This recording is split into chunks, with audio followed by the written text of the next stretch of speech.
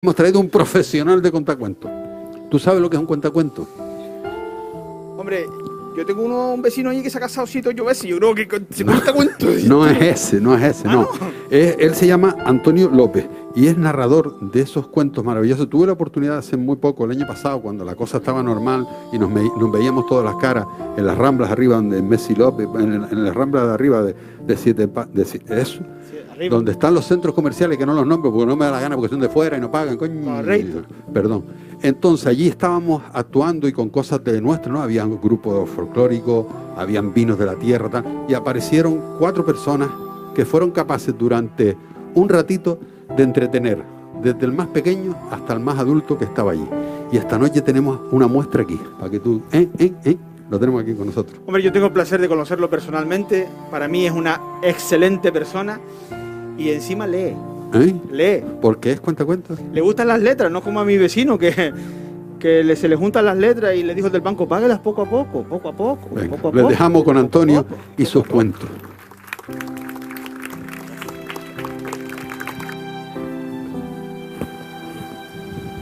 Aquella mujer estaba enamoradísima de su marido. Lo quería con locura. Pero el marido era tan bruto, tenía tan poca educación y era tan violento que ella sentía terror a salir a la calle con él.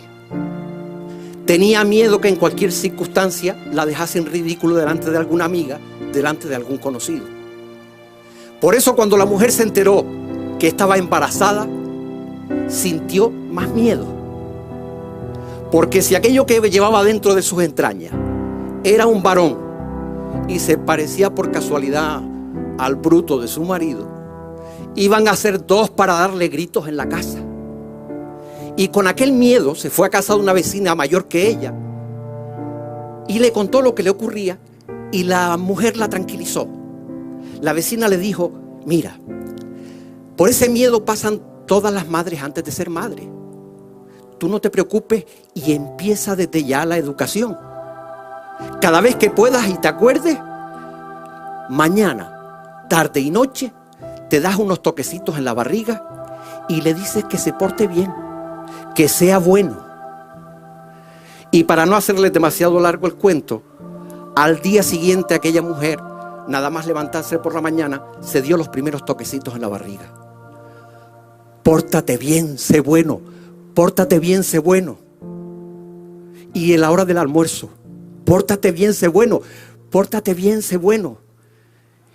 Y a medida que fue transcurriendo el tiempo y la barriga le fue creciendo a la mujer, ella se paseaba delante del marido cuando veía la tele y se tocaba la barriga y lo miraba de reojo. Pórtate bien, sé bueno. Pórtate bien, sé bueno. Y se dieron los 8 meses de embarazo, los 9 meses de embarazo y ella con aquel pedazo de barriga y siempre con la misma cantaleta del pórtate bien, sé bueno, pórtate bien, sé bueno. A los 10 meses de embarazo, a los 11 meses de embarazo, 1 año de embarazo y la criatura no nacía. Y la barriga imposible de tratar con ella y ella siempre con el pórtate bien, sé bueno, pórtate bien, sé bueno. A los 5 años de embarazo, ya los vecinos estaban hablando un montón, los médicos decidieron que había que tomar cartas en el asunto. Había que abrir a aquella mujer y sacar lo que diablos tuviera dentro. ¿Y cuál no sería la sorpresa de los médicos al descubrirlo? Porque en el escáner vieron que no había 1, habían 2. Y los 2 eran varones. Y estaban discutiendo a la salida, salga usted primero. No, de ninguna manera. Salga usted primero. Y si no lo sacan los médicos de allí, jamás hubieran salido. Y colorín colorado.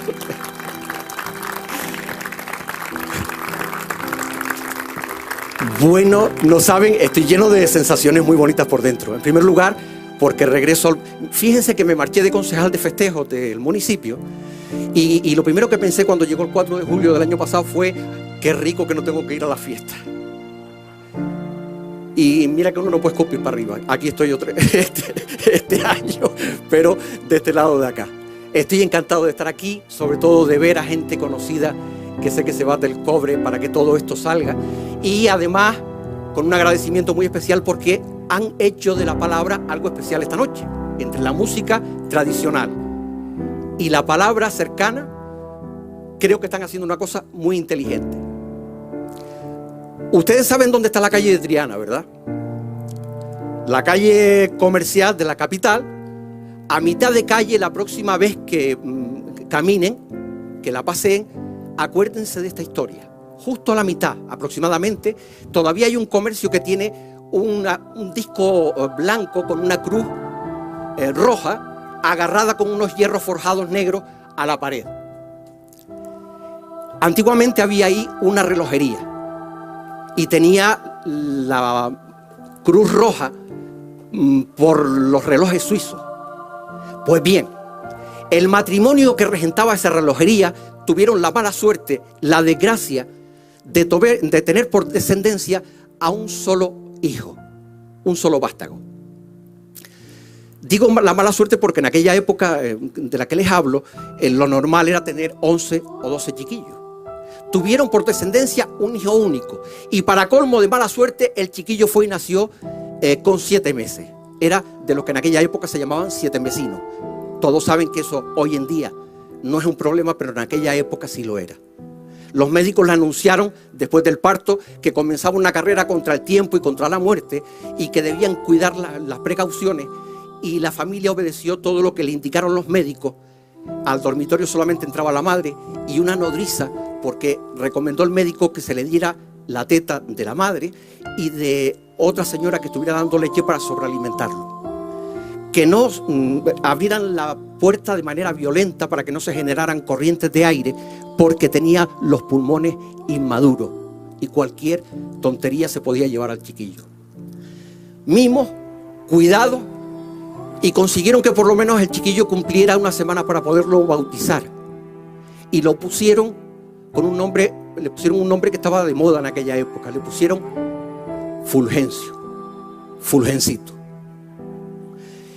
Y como era una familia adinerada, con todos los cuidados que le proporcionaron al chiquillo, no solamente rebasaron esa primera semana, sino que el chiquillo salió adelante. Pero, por desgracia, siempre fue un chiquillo 7 mesino, Fulgencio. Y las diferencias con el resto de los chiquillos de su edad se hicieron palpables cuando los padres lo metieron en un colegio privado en Las Palmas. Era mucho más chico que los otros niños, más débil, y además a principio de curso fue el primero en ponerse malo con cualquier virus. Cada vez que venía un catarro, el primero en cogerlo era él, el último en soltarlo era él, siempre sonándose mocos, siempre tosiendo. Y a medida que fue pasando el tiempo y los compañeros crecían, se hacía más visible la diferencia. Hasta el punto que ya cuando los otros iban a jugar a juegos violentos en el patio, Fulgencio prefería esconderse en el aula, no sea que le hicieran daño, y se dedicaba a leer y a escribir y a hacer cosas que no eran propias de su edad. Estaban preocupados en la familia, hasta tal punto que cuando cumplió los 14 años, el padre, el relojero, le hizo una maleta, escribió una carta, lo montó en un barco y lo mandó para Fuerteventura. Debió ser por esta fecha, en el mes de julio, porque llegó allá con tiempo de calor, y cuando lo vinieron a recoger al muelle, aquel señor grandote le quitó la carta que traía en las manos y se presentó. Era el tío Manuel, hermano del relojero. El tío Manuel medía por lo menos 2 metros y pesaba por lo menos 120 kilos. Tenía formato de luchador de lucha canaria. Y cuando vio aquella porquería de chiquillo no se pudo creer que fuera sobrino suyo. Como les digo, le quitó la carta de las manos y la leyó con dificultad, porque en aquella época en Fuerteventura la gente normal leía con dificultad. La carta decía: hermano, aquí tienes a tu sobrino para que lo conozcas. Trátalo como si fuera tu propio hijo, pero por favor, no le des de comer 2 puntos. Y venía una lista larga de cosas que el chiquillo no podía probar. No le des gofio porque le cae pesado. No le des queso duro porque es picante. No lo tengas mucho tiempo al sol porque tiene la piel débil.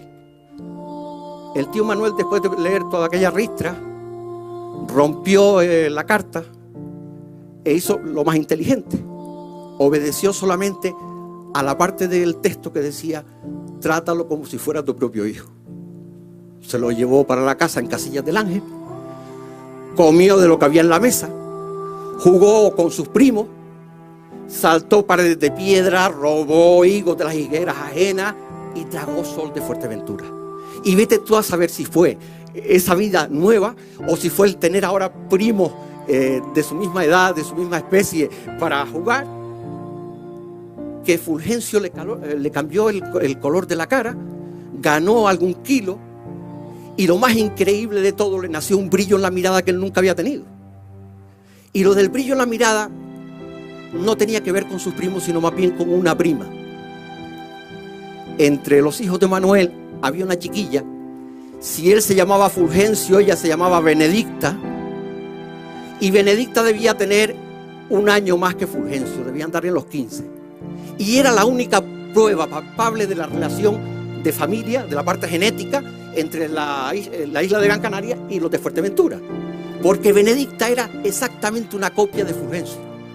Flaca, nerviosa, con la piel blanca, siempre cubriéndose porque el sol la quemaba, tímida y apocada, exactamente igual de carácter que Fulgencio, de forma que aquellos dos muchachos, él con 14 y ella con 15, a pesar de ser primos hermanos, se enamoraron profundamente, pero guardaron en silencio, con la timidez propia de estos dos chiquillos, y a ninguno de los dos se le ocurrió dar el primer paso. Fulgencio andaba soñando despierto todo el día cómo podía ser compartir la vida con ella. Benedicta, en cambio, se metía en el dormitorio de los padres. Abría el arcón, un baúl antiguo donde tenía las cosas que decían que era para el ajuar de la chiquilla. Sacaba las sábanas, las desplegaba, las contaba, los manteles, y lo volvía a doblar bien guardaditos otra vez en el arcón. Y se acabó el tiempo de estar en Fuerteventura, y en el momento en que se acercaron a despedirlo al muelle de Puerto Cabra, él subiendo ya la escalinata con un dolor grandísimo en el pecho, pensó que se le acababa el tiempo, o se lo decía o no se iba a saber nada, y juntó todo el valor del que disponía, y aquel muchacho la llamó desde lejos: Benedicta, ¿qué?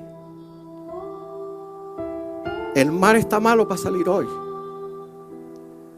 Y aquel joven cobarde no fue capaz de decirle lo que sentía, y fue ella la que juntó todo el valor del que disponía y lo llamó: Fulgencio, ¿qué? La vaca blanca pare la semana que viene. Y Fulgencio se vino para Gran Canaria con una sensación agridulce. Por un lado, se sentía un cobarde.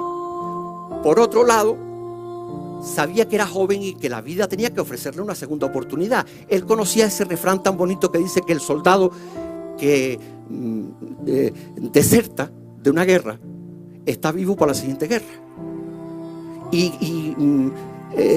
Como es tan bonito, lo vuelvo a repetir. El soldado que deserta de una batalla está vivo para la siguiente guerra. Y él se sentía vivo para la próxima ocasión.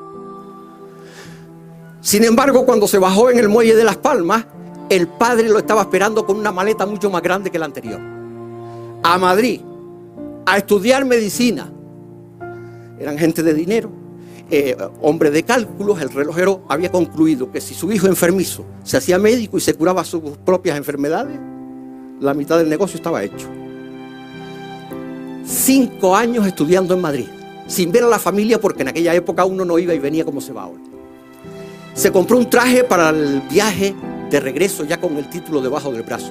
Y cuando llegó aquí a Las Palmas, 5 años más tarde, él estaba en los 20, estaba peor que cuando se marchó. Más flaco y esmirriado porque no tenía la comida de caldero de la madre. El traje que se había comprado le quedaba grande por todas partes. La barba que se había dejado parecía césped mal plantado. ¿Saben cuando nacen más por un lado que por otro?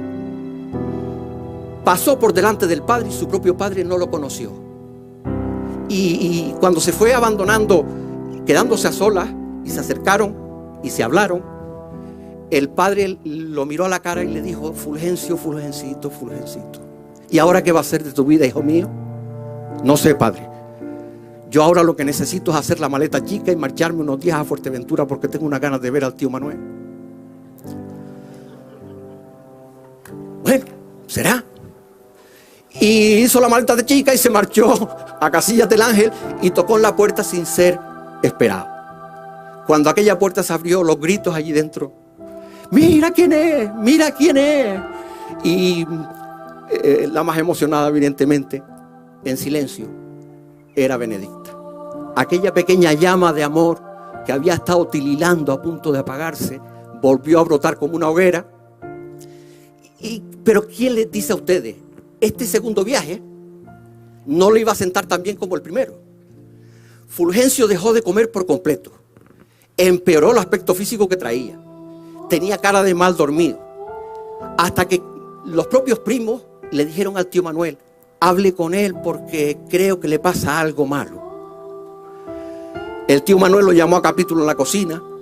Fulgencio, estamos haciendo lo que podemos para atenderlo. Estamos contentos de que esté entre nosotros, pero usted no está cómodo. Y me va a decir qué es para solucionarlo. Que dice: tío Manuel, sí que quiso venir, fui yo. No, yo estoy bien. O me dice qué es lo que le pasa, o hace la maleta y se marcha porque yo problemas con la familia no quiero. Y con estas palabras se derrumbó Fulgencio y le dijo: tío Manuel, en la habitación que usted me dio para dormir,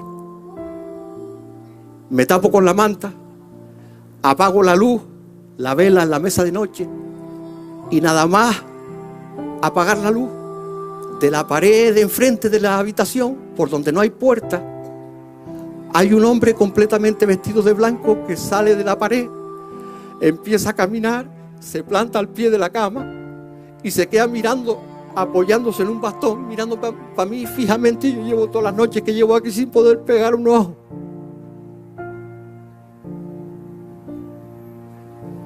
Miren, el tío Manuel no podía creérselo. ¿Cómo? En mi casa. El tío Manuel le preguntó: ¿cómo está vestido ese hombre? Chaqueta blanca, frac blanco, una cadena, una leontina con un reloj colgando por fuera y un bastón con una cabeza de mármol, una cabeza de león de mármol blanco. El tío Manuel se fue a su dormitorio donde registraba Benedicta en el baúl, sacó toda la ropa del ajuar y en el fondo del baúl encontró efectivamente la cadena sin el reloj, el traje blanco que al desplegarlo sobre la cama donde tenía los dobleces le habían nacido manchas del óxido que le sale a la ropa antigua blanca, y estaba el bastón de mármol blanco. Aquella ropa, por lo visto, era del abuelo de la familia, un hombre que dice se había marchado, fue de los primeros que se montó en un barco y se marchó para Cuba. Hizo otra familia allá y aunque prometió regresar, nunca se le vio el pelo, sino cuando vino a morirse. Los vecinos no lo quisieron como vecino, los hijos no lo aceptaron ya como padre. Y murió solo. El tío Manuel volvió a la cocina y le dijo a Fulgencio: esta noche, si se te aparece, le preguntas que qué es lo que quiere. Que si son misas las que haga falta, pero que no esté viniendo a molestar, coño. Y aquella noche Fulgencio se hizo el remilgado para entrar en el dormitorio, pero cuando se empezaron a apagar todas las habitaciones, no le quedó más remedio que meterse en el dormitorio.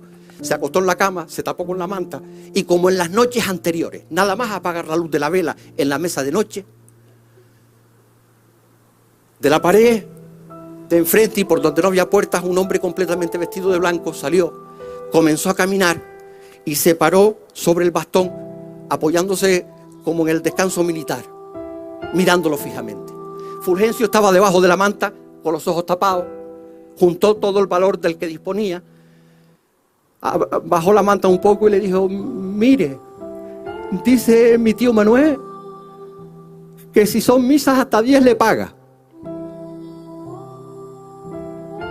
Y en el momento en que le habló al difunto, esto grábenselo en la memoria, el difunto tuvo derecho a poder hablar. Si se les aparece un difunto, háblenle, no se asusten, denle conversación primero, porque ellos necesitan ponerse en contacto con ustedes, y si ustedes no hablan primero no hay manera. El difunto se sintió en el derecho de tomar la palabra, se irguió sobre el bastón completamente con orgullo y le dijo: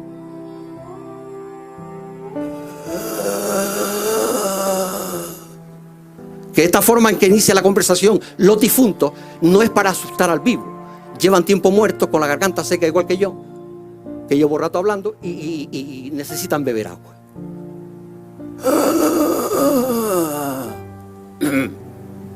Mira, zoquete, la pared del sur de la casa, contando 10 pasos con tus pies, que piquen a la altura de tu cabeza, que piquen en la pared. Va a aparecer arena suelta con cal. La quita. Siguen picando y va a aparecer una tela de saco que pone papa quinegua. Tiene que estar podrida. La quita. Y debajo va a aparecer una piedra grande con una inscripción. La lee. Por la mañana temprano, mientras desayunaban, Fulgencio le contó al tío Manuel todos los detalles de lo que había hablado del difunto. Está bien, pero yo no quiero trato con los muertos si no está la iglesia de por medio. Voy a avisar a don Francisco el cura. Estaba en Triquibijate. Caminando fue hasta Triquibijate, le contó lo que ocurría y don Francisco le dijo temblando que sí, que era importante que estuviera en la iglesia, pero que avisara a todos los vecinos para que hubiera más gente. Y a las 5 de la tarde, un martes 4 de julio, contaron con los pies de Fulgencio en la pared del sur de la casa del tío Manuel, y a la altura de su cabeza enterraron con fuerza una picareta que entró como si entrara en mantequilla. Efectivamente era cal y arena suelta. Cayeron al suelo enseguida y apareció la tela de saco completamente podrida, y apareció enseguida la piedra que había que leer y que no todo el mundo pudo leer en un primer momento porque en Casillas del Ángel había dificultades de comprensión lectora. El tío Manuel leyó la piedra y decía: Fulgencio y Benedicta se aman y desean casarse. Como no entendió en un primer momento el mensaje, volvió a leerla. Fulgencio y Benedicta se aman y desean casarse. El tío Manuel en esta segunda ocasión entendió perfectamente lo que estaba ocurriendo. Buscó la cara de su sobrino Fulgencio y no la encontró porque Fulgencio leía más rápido y hacía rato que estaba así. El tío Manuel, 120 kilos de peso, 2 metros de altura, lo cogió en volanda, se lo caqueó aquí sobre la barriga y comenzó a bailar con él dándole gritos en la oreja. Que haya tenido que venir un muerto de la familia para que sepamos que ustedes dos se quieren casar. Y me contaron que fue así como se conoció la noticia en Casillas del Ángel. Se hicieron los preparativos para la boda y se casaron los 2 primos hermanos. Y un mes más tarde en Gran Canaria, en Las Palmas, una boda más de postín en la catedral, una boda más comercial, pagada por el padre. De Ajuar a Fulgencio le dieron un solar, le compró el padre un solar y el dinero suficiente para hacerse su primera casa, su primer hogar, en San Gregorio, en Telde. Y cuando tuvo terminada la casa, en una de las puertas que daba para la calle, por primera vez puso una placa dorada que no decía Fulgencito ni Don Fulgencio, sino que decía Don Fulgencio Médico. Y Don Fulgencio Médico tiene mucho que ver con nuestro pasado. Los chiquillos del sureste que enfermaban en la época en que no teníamos ni médicos por aquí por la zona, iban a don Fulgencio el médico, un hombre que dicen que salvó de la garra de la muerte a un montón de chiquillos, hijos de la miseria. Su forma de curar tejió una leyenda oscura, porque decían que tenía relación con la muerte. Contaron, decían, que curaba sin medicamento. Llegaba un chiquillo con ardor de fiebre, le daban un caldo, la Benedicta se encargaba de hacerle un caldo a la madre porque venía cansada del camino, y don Fulgencio miraba al chiquillo y le decía a la madre: siéntelo en una piedra caliente por el sol del día, mirando hacia el sur. La madre lo hacía y el chiquillo se curaba. Y se fue creando una leyenda sobre don Fulgencio que decían que era medio brujo, hasta que la gente de Fuerteventura vino para acá a plantar tomate y se corrió la voz, cuando se les enfermaban a los chiquillos, vete acá don Fulgencio. Y resulta que la gente de Fuerteventura reconoció a Benedicta, la de Casillas del Ángel, la del tío Manuel, y se terminó de contar aquí la historia que se conocía allá. Y entonces se consolidó toda una leyenda que decía que quien curaba a los chiquillos de aquí del sureste, quien los salvaba de la muerte, no era ni siquiera Fulgencio, sino que era aquel hombre vestido de blanco que se le siguió apareciendo después de casado a Fulgencio y a Benedicta al pie de la cama. A los 7 años a mí me llevaron a casa de don Fulgencio porque me nacieron unas manchas blancas por toda la piel. Hoy sé que era falta de calcio, pero en aquella época mi madre primeriza, porque yo soy el mayor de mis hermanos, me llevó preocupada a casa de don Fulgencio. Yo no lo tengo en el recuerdo porque tenía 7 años, pero me contó las costillas, me dice mi madre, vio que estaba flaco y me mandó que quitara los relojes que hubieran en la cuartería del matorral y que cazara grillos y te los escondiera debajo de la cama, porque tú necesitabas escuchar el canto de los grillos y no ver pasar el tiempo. Yo salí de aquella, se me quitaron las manchas blancas, me hice tan alto como mi abuelo, y contando historias y viviendo la vida que vivo con la gente que tengo alrededor, todavía creo que sigo manteniendo el mismo. No ver pasar el tiempo, escuchar el canto de los grillos. Gracias, amor canario, les toca a ustedes.